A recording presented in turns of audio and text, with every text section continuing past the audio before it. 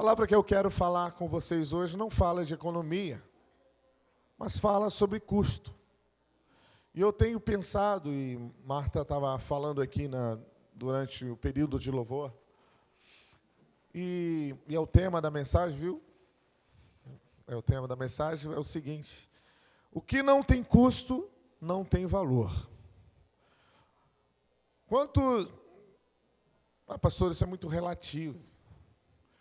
Pode até ter valor. Mas eu recebi algo e a pessoa me deu. Eu não gastei nada por aquilo. Tudo bem, tem o seu valor, tem um valor material, aquilo ali. Pode ter um valor, né, até sentimental, valor, né, de amizade. Mas para você não tem a sensação do custo. Quanto custou aquilo para você receber? Talvez tenha, porque se você recebeu, porque você fez por merecer. E se fez por merecer, porque alguma coisa você fez para que a pessoa te desse, ou te reconhecesse, desse algum presente para você. Geralmente, né, a gente pensa que, tem um ditado que fala aí, nada que é barato, nada que é assim, vale, né? Ou presta. E se é barato, não presta. Esses dias lá, né, eu até achei engraçado, a gente estava ouvindo a entrevista do prefeito de Cabo Frio, e ele estava falando, né, sobre o problema que está tendo de financeiro na cidade. Aí estava dizendo lá, né, que ele está sem poder pagar aquele pessoal que recolhe entulhos. Ele já faz um esforço para pagar o caminhão de lixo, o pessoal dos lixeiros, mas tem aquele coletor de entulhos, outro caminhão lá que sai com um trator atrás, colhendo os entulhos das calçadas, galho de árvore, enfim, resto de coisa de casa, sofá, cama, armário, que o pessoal deixa encostar. Então, tem esse serviço Cabo Frio, mas não está funcionando. Aí ele estava falando, né, o pessoal ainda compra, né, além disso, o pessoal ainda vai comprar móvel na Casa Bahia, aqueles móveis que não prestam nada. E aí, 2 em 2 meses, tem entulho nas calçadas, cama, não sei o quê, armário, aquelas coisas todas de móvel que não custa, né? Que não vale nada. Realmente, né, a gente sabe que as coisas baratas, você vai lá comprar um móvel, né, de cozinha, R$200. Né? Aparelhei minha cozinha com R$200. Você vê aquilo, né? Primeiro espirro que você der, já começa espirrou no armário, já começa a estragar, começa a inchar. Porque aquilo não presta, né? Aquilo esses aglomerados que não valem nada. Né? Não vale por quê? Porque não custou para o fabricante fazer aquilo. Como não custou? Ele pegou uma tábua de aglomerado que não tem valor significativo, juntou ali, fez umas peças, né, aparelhou, botou uma forma com um negócio assim e montou e modulou. Fez aquilo e dali fez uma. Agora pega uma madeira. Pega algo, né, uma madeira boa. O que é uma madeira boa aí? Quem sabe entende dessas coisas de madeira? Tem alguém aqui que entende? Daniel, uma madeira, por exemplo, boa. Né? Daniel fez lá um armário lá, tal. Aí o cara chegou e encomendou uma coisa para você de embuia, não, o quê? Nem existe mais, né? Na verdade, até existe, só que não se compra no Brasil, porque essas madeiras brasileiras, eles mandam para fora. Aí, quando vem, a gente quer comprar, tem que comprar jacarandá da Bahia de lá de fora, porque não pode comprar aqui. Eles mandam para fora e, quando vem com outro nome. Então, pega lá, qual uma madeira boa? Diz aí um nome de uma madeira que legal, que possa fazer um móvel, que dura...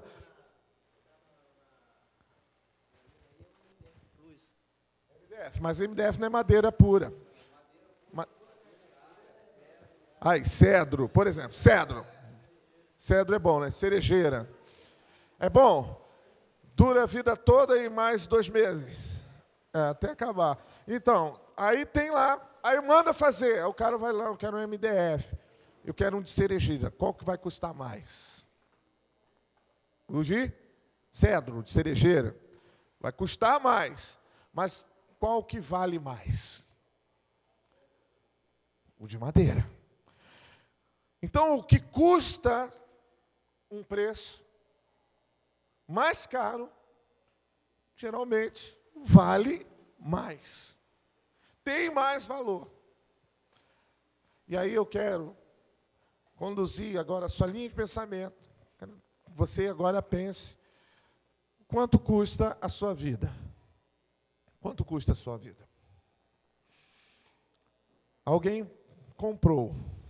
Alguém me comprou. Teve uma pessoa que comprou você. Quanto custa a sua vida?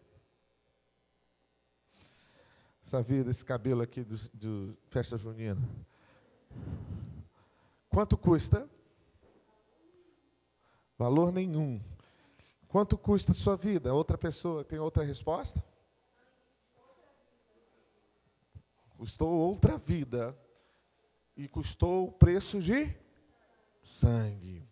Ninguém, aí eu até defendo a Vivian, que falou nada, que pode nos comprar mais. Por quê? Porque nós já fomos comprados por preço de sangue. Mas não foi qualquer sangue, porque alguém poderia dar a vida por você. Eu já vi em filme, em uma cena, até não esqueço, de um pai que se jogou lá, porque o filho caiu negócio lá e se jogou, ele trocou a vida dele pela vida do filho. Tem uma pessoa, e eu vou falar daqui a pouco sobre ela, que viu, a troco de ser fiel à palavra de Deus, viu a família sendo morta, mas ele não negou a fé. Não negou a fé.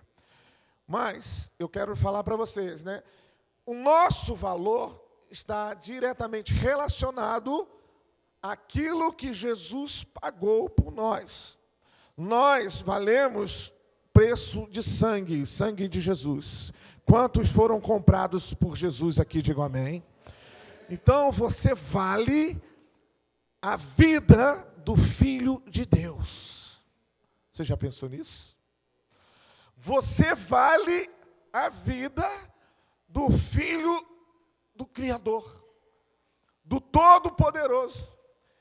Jesus trocou a sua própria vida, Deus enviou seu Filho para que a vida dele fosse trocada pela sua. Se você olhar por esse ano, nós vamos começar a valorizar cada segundo da nossa vida.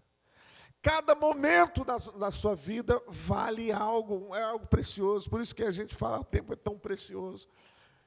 E aí começamos a analisar quanto tempo a gente perde. Quanto tempo a gente perde na nossa vida. Lá no livro de Gênesis, no capítulo 37, abra rapidinho, 37, versículo 19. Gênesis 37, 19. Leia esse versículo para mim, por favor, quem abriu e puder ler em voz bem alta. Gênesis 37, 19. Que diz?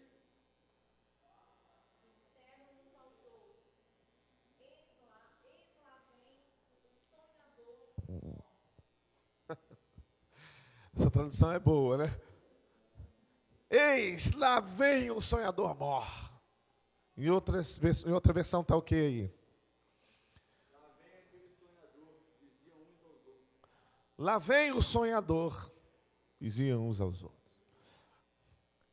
É lógico, queridos, que esse versículo está se referindo a uma pessoa muito conhecida no Velho Testamento, e nós já pregamos aqui sobre ele, que é José. José era o sonhador. Era aquele que tanto sonhava e tinha a revelação dos sonhos, quanto revelava os sonhos dos outros. Então ele dava muito bem com os sonhos. José era o sonhador. E teve um sonho meio assim, esquisito, relacionado à família dele. E os irmãos dele resolveram persegui-lo.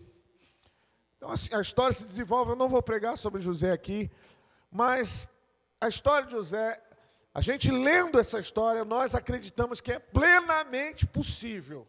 Mas é muito possível mesmo você um dia estar no poço, no fundo do poço, e outro dia você está sentado, vestido de glória e com autoridade. É muito provável, muito possível, é fácil de acreditar, olhando a história dele, que na nossa vida, no nosso meio, é possível um dia nós sermos perseguidos por nossos amigos, pela nossa família, e no outro dia ser reconhecido pelas mesmas pessoas como um homem e como uma mulher de Deus. É possível, porque aquele que se humilha por Deus será exaltado. Quando Deus nos exalta, queridos, é para que a glória dele se manifeste através de nós. E a vontade de Deus se manifestar através de nós. Eu estou falando esse versículo, estou dizendo sobre isso porque eu quero falar de algo que está inerente à minha vida, que é meu, está dentro de mim, é a minha história, e que também é a história de muitas pessoas. E que causa para mim, hoje em dia, um grande incômodo. Porque eu, queridos, eu fui forjado no fogo, na fornalha mesmo, das provações, da vida cristã, de tudo que foi me apresentado. Mas um dia eu escolhi Deus, eu decidi por Jesus. Desde a minha adolescência, quando eu aceitei, entreguei a minha vida lá, realmente, definitivamente, fui batizado no Espírito Santo. Eu fui alguém um pouco diferente dos meus amigos, porque até os olhares dele eram diferentes. Porque eu era muito chato com santidade. Eu era muito chato com vida cristã. Era muito chato porque eu comecei a ler alguns livros, algumas coisas, eu fui logo direcionado a ler pessoas que eram grandes homens de Deus. Existia um livro que marcou muito a minha vida, que se chama Torturado por Amor a Cristo. Livro antigo, de uma família, de um homem que nasceu no início do século, 1906, se eu não me engano, que ele nasceu, século XX, no início do século XX, e ele foi alguém assim, morreu em 2001. Bem velhinho, né? Olha só. E alguém muito marcante na minha vida, ele era um missionário. E ele estava preso, por trás das cortinas de ferro, porque ele era romeno. O nome dele era Richard, não sei bem pronunciar o segundo nome, mas era Rembrandt. Para mim era Rembrandt. Então, Richard Rembrandt, ele escreveu esse livro. Ele escreveu, e ele pregava, uma vez ele teve no Brasil, já bem, de bastante idade, ele estava com uma camisa comum, se eu não me engano, em 96 ele esteve no Brasil, pregando com uma camisa, sem gravata, sem nada, uma camisa assim, de repente, na pregação, ele falou, eu não vou pregar somente a palavra. Aí foi desabotoando, tirou a camisa. Eu vou mostrar a palavra de Deus em minha vida. Aí tirou a camisa e as pessoas começaram a chorar. Tantas marcas naquele corpo, cicatrizes profundas de uma perseguição implacável. Aquele homem, ele era apaixonado por Deus. Você lê o livro, você lê chorando aquele livro. Você vê que a sua fé é muito pequena, a prática da nossa fé é muito pequena em relação a tudo que aquele homem, aquelas pessoas que estavam ali no comunismo, vivendo ali, né, naquela cortina de ferro, que eles chamavam, né? O que eles viviam. Aquele homem, ele foi preso, arrancado tanta unha dele, tantas vezes, deram na cabeça, ele ficou 9 anos numa solitária. 9 anos, ele disse que por meses, anos, ele ficava sentado numa posição só, sem poder escorar a cabeça e sem poder dormir, 14 horas, todos os dias, ouvindo: cristianismo é falido, comunismo como é que é? Não, o comunismo é a solução, uma coisa assim, cristianismo está derrotado, cristianismo está derrotado, cristianismo, uma gravação que se repetia por horas e horas, durante 14 horas, aquela lavagem cerebral, ele parado ali por vários e vários dias, anos, ouvindo a mesma ladainha. Um dia ele chegou, estava lá, de tanto perseguir, ele não tinha mais jeito do que fazer. Você vai negar Jesus, você vai negar essa fé. Aí ele falou, não tem como negar, aí ele apanhava por isso. Mas um dia pegaram o filho dele, de 7 anos de idade, na frente dele. 7 anos de idade. Escoraram uma arma, não tem mais jeito. Agora você vai negar a sua fé e você vai sair daqui livre com o seu filho. Se você não negar, ele morre agora na sua frente e a culpa é sua. Aí ele olhou, na hora ele curvou, dobrou os joelhos, pediu: Deus, está muito difícil para mim. eu não sei o que fazer. Eu não sei o que fazer, mas eu não tenho condições mais, as minhas forças não suportam mais. Ele começou a fazer uma oração rápida ali. E nesse momento, o filho dele se desvencilhou ali, diz na história. Correu para os braços lá do pai, deu um abraço nele e falou: papai, não negue a sua fé. Não negue a sua fé. Posso morrer agora, mas logo, logo nós estaremos juntos. E aquele filho foi morto na frente dele. Então, homens assim marcaram a minha vida, porque eu comi dessas coisas. Se for contar quantos dias de monte subi na minha vida. Teve um dia que nós fizemos uma campanha, um tempo atrás, em outra igreja, de 180 dias de monte. Eu acho que eu tentei contar uma vez, eu estava em 200 e poucas vezes, subindo um monte. Para quê, queridos? Para orar, buscar de Deus. Monte agora não é, mas monte faz parte de uma caminhada cristã, de alguém que quer levar a sério a vida cristã. Quantas vezes eu fui pegar, juntava dinheiro, já viajei as 4 regiões desse país. Só em Brasília, em Goiânia, fui umas 11, 12 vezes. Porque em conferência, em congresso de louvor e adoração. Em ônibus, muitas vezes de Kombi. Uma vez eu não fui de Kombi, alguns irmãos foram, mas fui de Fiat Uno, revezando, dirigindo, e eu dirigia um Fiat puro, 20 e poucas horas, de estrada, para ir atrás, para buscar uma palavra de Deus, para buscar algo, uma direção, uma unção, um fogo, algo que pudesse acrescentar a minha vida. E hoje, às vezes, a gente chama pessoas que moram do lado ali de um evento, e vai na frente que depois eu vou. Né? É triste. Eu olho para a mar, penso tudo que eu passei, engulo seco. A gente engole e vai tratando com amor, com carinho. Porque no dia, queridos, em que nós levarmos a sério essas coisas do Evangelho, realmente decidimos e entendemos que o que tem custo tem seu valor, nós vamos ser exaltados por Deus. E vamos ver a glória de Deus se manifestando. Queridos, teve um período que era, eu tinha a mania, a gente tinha, adolescente, juntava os grupos, procurava pessoas, íamos fazer vigília. Todo final de semana, durante alguns anos, era vigília. Todo final de semana é exagero, mas, sabe, tinha um mês, pelo menos dois finais de semana, em um mês a gente estava fazendo vigília. Vigília juvenil, jovem, adolescente, da sua idade. Quantos anos você tem, Daniel? 16? Você já está velho. 14 anos. 14, 15 anos, comecei a procurar pessoas que estavam interessadas, ia para a casa dele, levava colchonete. Uma vez fizemos uma vigília, não tinha casa, fomos para a igreja metodista na época, era banco de madeira, aí tinha aqueles estrados assim, já viu aquele banco que era aquelas ripas assim?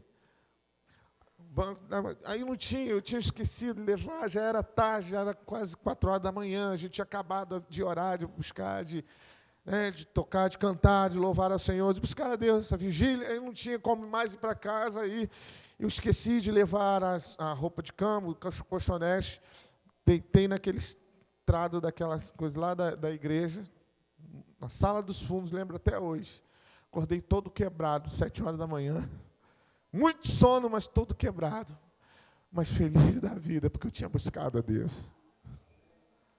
As pessoas olhavam para mim sem muito acreditar. Às vezes, sabe aquela pessoa que espalha a rodinha? Você chega no lugar, aí vai todo mundo se afastando, porque eu só queria falar de Deus.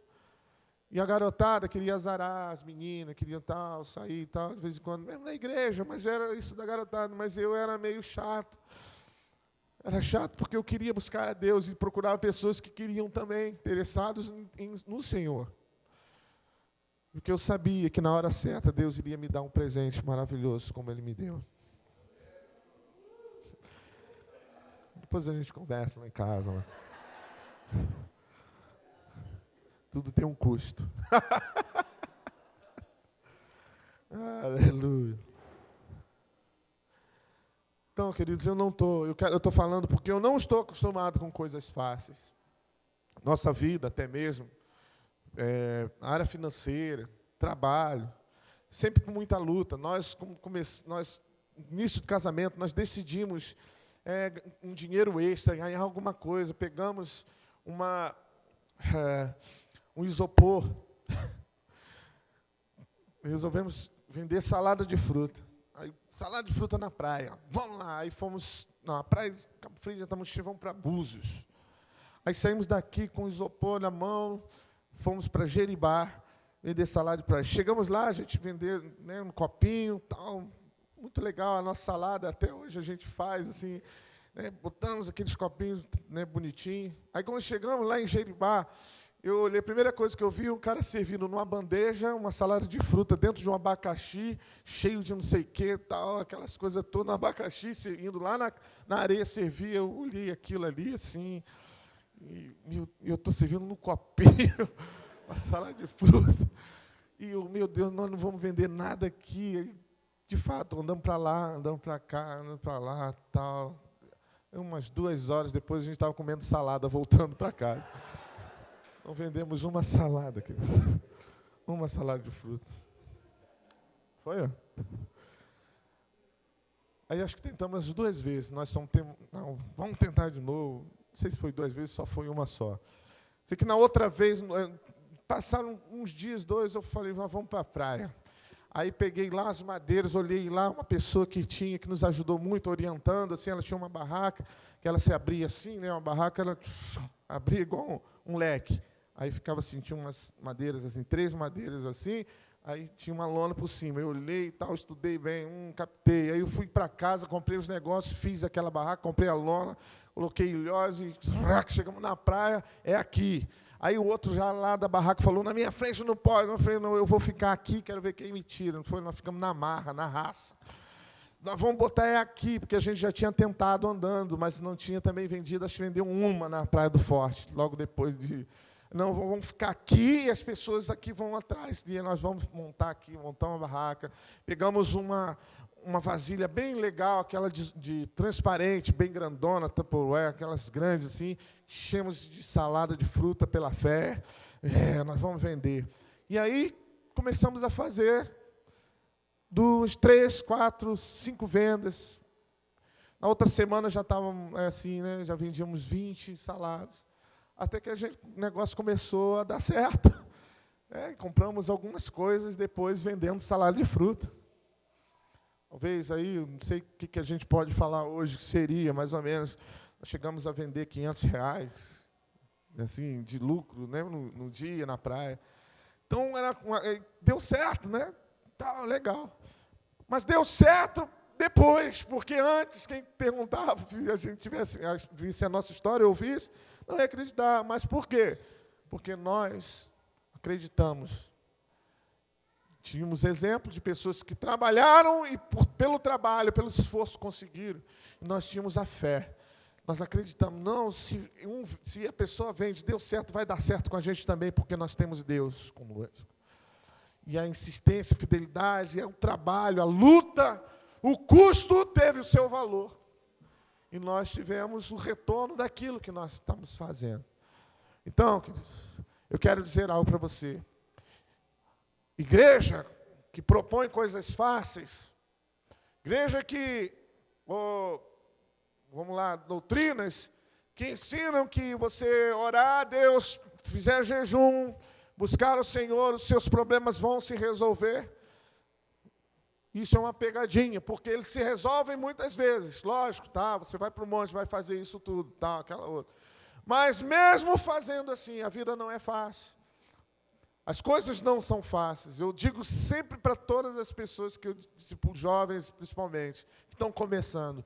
Ser cristão tem que ter raça, tem que ter garra, determinação. É igual aquele jogador, né, que ganha a galera, ganha a torcida. Por quê? Porque deu carrinho, saiu tudo, a bola veio, dá uma cabeçada, sabe, para tirar, e, né, cobra escanteio, corre para cabecear, faz tudo. Né? Aquele jogador que tem é raçudo, ele ganha, ele conquista as coisas. Por quê? Porque demonstrou esforço. A Bíblia diz que o reino de Deus é tomado por esforço. Os que se esforçam se apoderam dele. E se há esforço, querido, para você em servir a Deus, não pense que as coisas vão cair do céu assim, porque não é princípio, Deus não nos ensina dessa forma. Quer exemplo? Amós. Amós era um profeta, você tem o livro de Amós, ele profetizou, ele era um profeta, foi muito usado por Deus. Deus o chamou enquanto ele estava pastoreando lá as ovelhas. Ele era pastor de ovelhas. Estava trabalhando. Mas só isso já seria o suficiente, porque Deus gosta de ver pessoas que trabalham, que se esforçam, são esses escolhidos. Desocupados, gente preguiçosa. Isso aí vai ficar para o final da fila, querido. Vai ficar para o final da fila. Mas aqueles que trabalham, que se esforçam, que lutam, que correm atrás, que vão e são orientados e seguem à risca a sua meta, esses vão ser honrados. Amós, quando viu a coisa apertada, está lá no capítulo 7, você pode ver, sabe o que ele fez? Ele também começou a cuidar de figueiras, porque financeiramente a coisa estava apertada, então ele viu que só cuidar de ovelhas não estava sustentando, ele foi também cuidar de figueiras, aparar, fazer aquelas coisas, molhar, regar, fazer, sei lá, coisa de agricultura lá também. Um homem desse, Deus olhou, é esse aí, se ele cuida tão bem das coisas que ele faz e luta para conquistar as coisas, é esse que vai ser o profeta. Davi era o quê? Antes de ser rei de Israel, era pastor de ovelhas. Só que era um pastor diferenciado, porque ele era valente. Não é isso? A Bíblia não diz que ele derrotou quantas coisas lá, ele derrotou leão, ele matou porque vinha para cima das ovelhas. A ovelha do pai dele, ele não permitiu, ele avançou em cima do leão e matou. Como, pastor? Não sei como, no nome de Deus, No nome de Deus, lá, ele foi lá e acreditou, e foi com tudo e matou aquele leão que estava tentando devorar as ovelhas do pai. Quando viu lá o gigante lá, ele falou, quem é esse circunciso que desafia o nome do Senhor? Não pode. O mesmo Deus que me livrou da boca do leão vai nos livrar desse gigante. E nessa palavra, com autoridade, com ousadia, um pastorzinho de ovelha foi lá, pegou uma pedrinha lá, girou, e a força de Deus, o vento do Espírito soprou naquela pedra, cravou na testa do gigante, o gigante caiu. Mas por quê? Porque houve trabalho, houve esforço, houve um custo. Ele se apresentou, ele se mostrou presente. Apóstolo Paulo, eu poderia citar vários exemplos, eu estou pulando assim. Sabe o que apóstolo Paulo era? O que apóstolo Paulo era antes de conhecer, ser um cristão?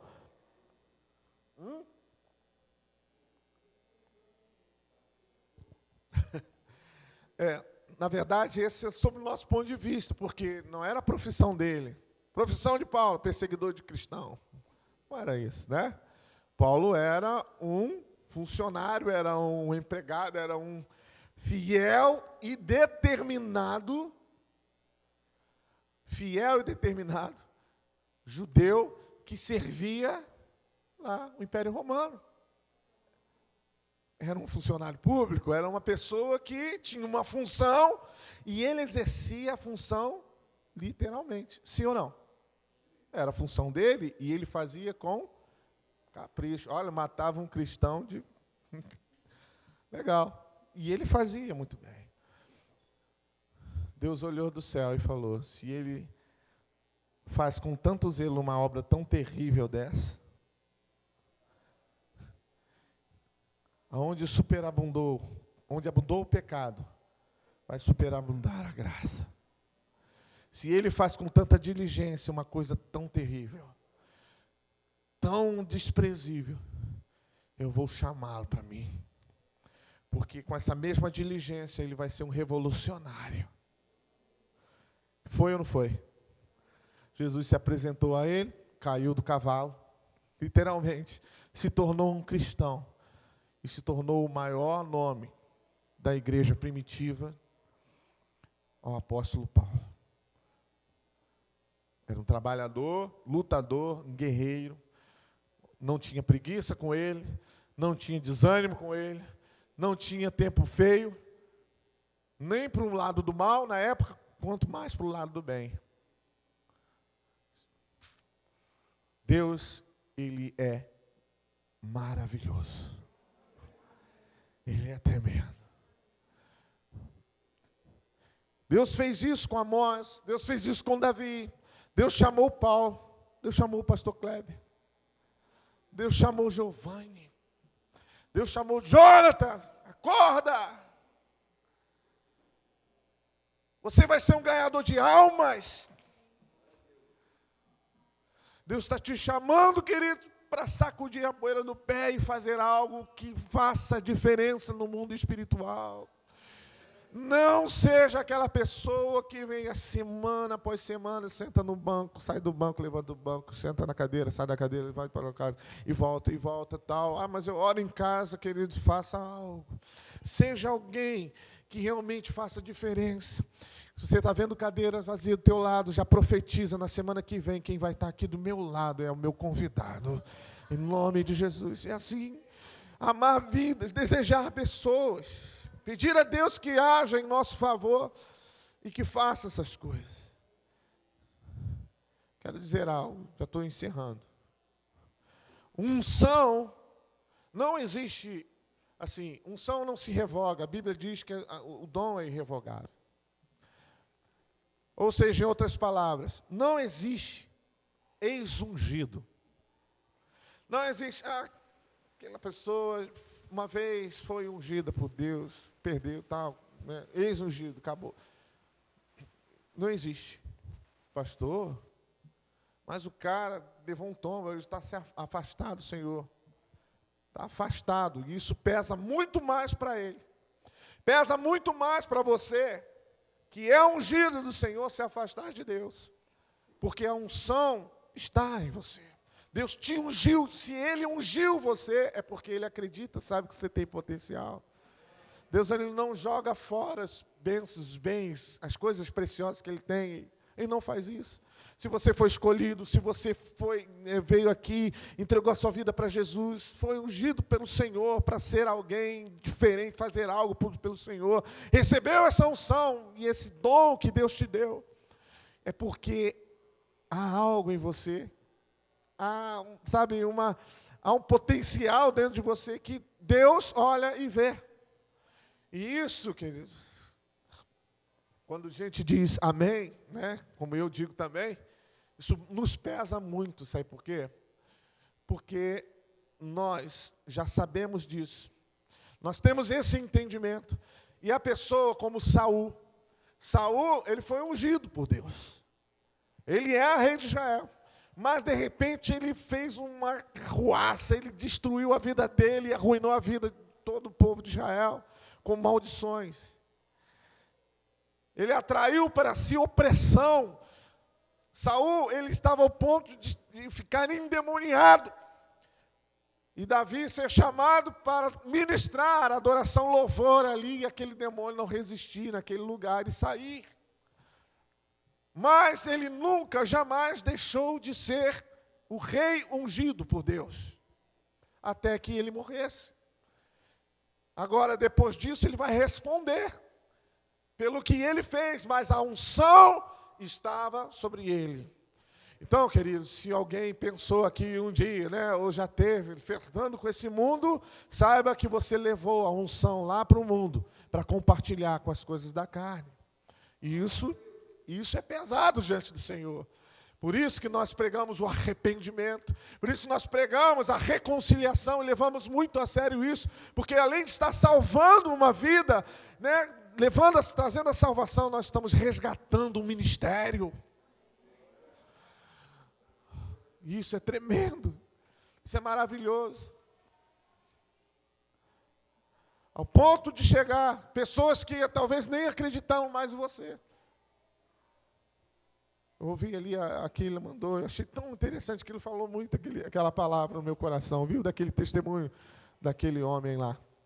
Né? Depois vocês, quem anda no grupo da igreja, ouçam aquele testemunho. Sei que ele falou dentro do meu coração, porque tem coisas tão difíceis da gente fazer, né? A gente é pego, às vezes, descoberto. Então, quando a pessoa é descoberta no pecado, é muito difícil por causa do orgulho, mas o caminho é a humilhação. O caminho é voltar para Deus. E todas, queridos, todas aquelas pessoas, e por isso que eu li aquele versículo lá do começo, todas aquelas pessoas, meus amigos, pessoas que andavam comigo e olhavam desconfiado para mim, porque eu resolvi decidir buscar o Senhor, e eles estavam assim, né? Eram adolescentes. Então eles queriam aproveitar a vida, né? Mesmo na igreja. Mas eu decidi levar a sério. Eu decidi realmente, eu e mais um ou outro lá, os 3 amigos, decidimos realmente abandonar as práticas das coisas do mundo e flertar com o mundo. Decidimos.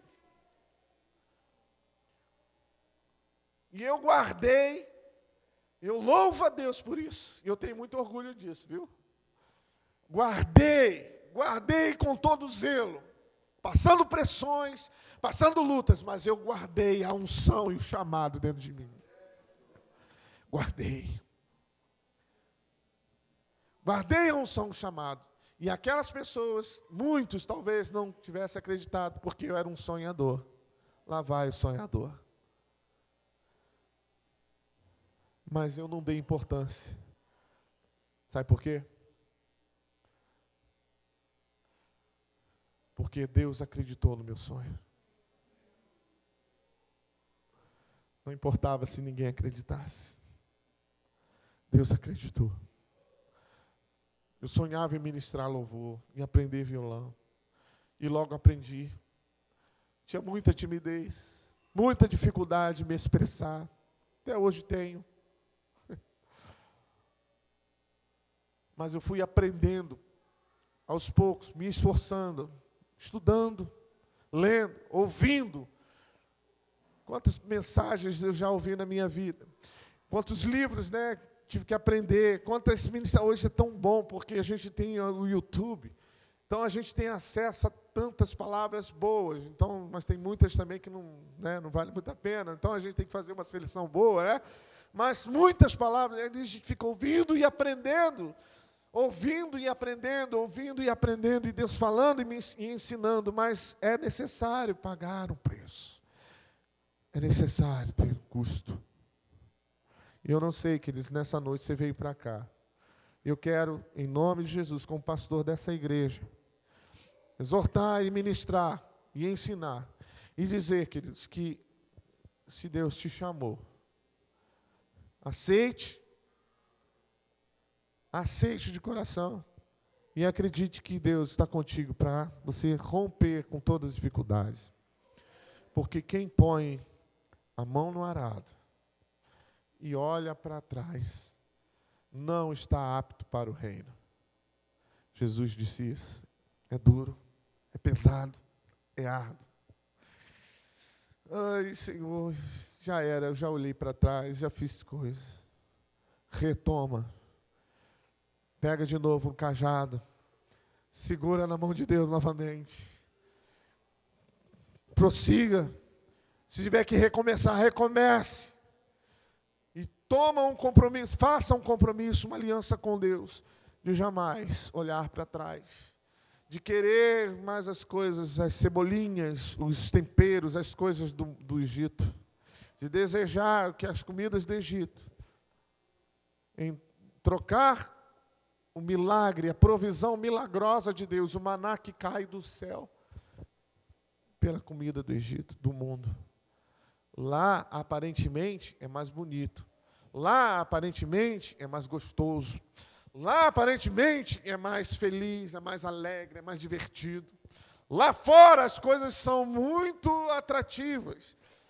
Lá fora, você tem muitos, né, uma infinidade, uma gama de possibilidades para você se alegrar, para você, né, fazer coisas na sua vida que vão te dar aquela felicidade, que não dura um estalar dos dedos. Mas depois você vai cair na real e vai ver que o mundo jaz no maligno e que as garras de Satanás estão sobre a vida daquelas pessoas que estão lá, precisam ser resgatadas. E daqui a pouco quem precisa ser resgatado é você, porque ele vai requerer tudo aquilo que Ele ofereceu para você tem um preço. Lá também tem o seu custo. Lá também a alegria, lá custa. E é alegria momentânea, mas o custo é a vida. Na verdade, é a morte. Aqui o custo é a vida, lá é a morte. Então Deus, na verdade, Deus valoriza as coisas que são feitas, com trabalho, com esforço. Lá também tem o seu valor essas coisas. Mas você vai se enredar cada vez mais nesse mundo, nas coisas do mundo. Então eu quero te chamar a atenção nessa noite. Nós precisamos sacudir a nossa vida. Nós precisamos fazer algo diferente. Nós precisamos assumir o chamado de Deus, assumir de fato. Eu fiquei muito feliz essa semana, algumas notícias de grupos familiares. Queremos ver conversões em grupos familiares, queremos ver vidas, pessoas sendo salvas, sendo tocadas por gente que não precisa eu estar pregando, a pastora Marta está ministrando, mas você mesmo sendo usado por Deus para levar a salvação, levar a cura. Vai no hospital, leva a sua fé, leva a Bíblia na mão, faz uma visita a um enfermo, coloca a mão sobre ele, repreenda a enfermidade em nome de Jesus. Faça isso, você tem autoridade para isso. Nós não podemos temer, queridos. Nós temos um chamado, e esse chamado de Deus para a sua vida, para a nossa vida, ele precisa ser cumprido, ele precisa estar realmente, você precisa estar fazendo aquilo que Deus chamou. Nós precisamos nos colocar à disposição dele. E hoje, nessa noite, eu quero que você feche os seus olhos, porque eu quero fazer um apelo muito sério, e muito comprometedor, muito comprometedor.